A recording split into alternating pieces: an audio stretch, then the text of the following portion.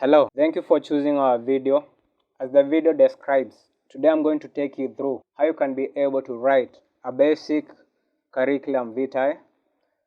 On my screen, I had earlier on created a curriculum vitae. I have a sample of a basic CV that you can be able to use when applying for a regular job. Any person can use it.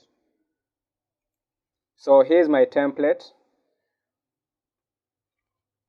I'm going to take you the steps or the subgroups that are involved in the writing of the CV. So on the top, you need to have a title. Then after the title is followed by your personal details, also named as biodata. After the biodata, there is the career objectives. Career objectives is the goals, aims, the heights that you put for yourself that you aim to achieve. Then there is the personal attributes. Personal attributes is describing yourself. Then there is the educational background. That's how you did your education. The next one is work experience. You also start with the recent. After that, there is the hobbies. These are the things that you like to do. After that, there is the referee. I'm going to take you through from the top. The title, Curriculum Vitae. Most of the time, it is usually misspelled. You find that the vitae part, people usually put between A and T. They usually put R. R is not supposed to be there. So after you write your title, make sure your title is on the middle. Then you go into your biodata. You can also replace your biodata by personal information. They all mean the same. Your personal details, you start with your name, describe your name. There is also the colon. We put the colon just to separate, to make the format to be presentable. After you write your name, you write your date of birth, then you input your gender. It's always important that your employer knows which gender you are, depending on the position that you are applying. Then you need to denote the nationality. After that, input your ID number. Also, the next, you write the mobile number that you are currently using. This is important because if the person that is recruiting people for the job, if they find you or they like your CV, they find you qualified for the job, they will use your mobile number to call you. You also need to describe the language that you are familiar with and fluent with. Then also denote the email. Sometimes in some industry or some corporation or whatever firm that you are applying to, sometimes they use the email to communicate to the employees. Make sure you write email that you are currently using, that is active.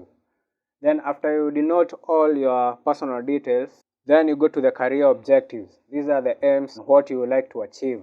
In this case, I had described, most of the time I leave my career objectives as general. These are just general career objectives that I use in most of the CVs that I write for people. So the first one is to work in a reputable organization where you can be able to meet the delicate challenges and improve the knowledge in the field.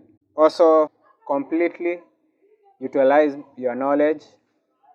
You also denote you can engage in personal development to enhance the performance of you and the company. So those are the basics that I use for most of the CVs. Then after that, there is the personal attributes. You describe your traits in some few words. So I use the words such as I'm hardworking, visionary, self-motivated. Every person wants a hardworking person, wants a devoted individual, a person with personal integrity. You also need to denote under the personal attributes that you're willing to learn and undertake new challenges, because the environment that you are going to, the employer expects you to be able to learn and undertake new challenges. After you denote and describe yourself under the personal attributes, you go to the education background. You start with the most recent, going downwards. So in this case, I denoted the month of the start and the month of finishing the education. So you put them systematically. You start with the most advanced education. For this case, there was a certificate in the Actician Motor Vehicle Mechanic. And I also wrote the school, as you can see. Then previously to attending voice technologies, I had earlier on attended, prior to that, the Khan Secondary School. You denote the year. of starting and the year of ending. You also describe what you are doing in the school. After that, you go to the next prior to. In this case, it was primary school. You denote also the year of starting and finishing. You can write as much as possible systematically depending on where you have achieved your education too. So you go to the next one, which is work experience. Nobody wants to employ a person who have not experienced or worked under an employer. So in most cases, the people that get the jobs usually have a work experience. Most preferably, you can have two places that you have to work to. Also start with the most current. In this case, I started last year up to date, the position that I'm currently holding. Also write the location where the company is located and position. For this case, I was doing as an attendant. Also, you need to denote the duties that you are doing in the company that you are employed to. Make sure you write more than 3. Then you go to the next work experience. For this case, it was a processing factory. Do the same, the position, the duties. After you finish with the work experience, it is always advisable that you may have worked in many companies, so you just state the most effective ones and the ones that you can see can relate to the position that you are applying to. So the next one after work experience, you go to the hobbies and interests. These are the things that you love. Denote the things that you love and make sure you love them. You can state that you love something, and when it comes to the co-curricular activities, you are not able to perform the hobby that you stated that you are good at, you love or you are good at. Make sure you write the hobbies that you love. Then after you write your hobby, you go to the referee.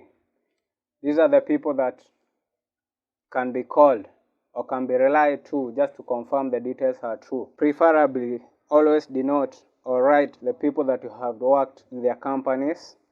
Make sure you write people that you have good relations with so that they may not spoil your name or tell your pre-employer of the things that you did in the other company. They are relevant. And that's how you are able to write a CV, a basic one, just for general application of any job for any category of person under any level. Guys, I hope you have learned something from this video. I hope the CV has helped you to write a better one. If you have any query or have any uncertainty of doing CV, talk to us in the comment and I'll get back to you.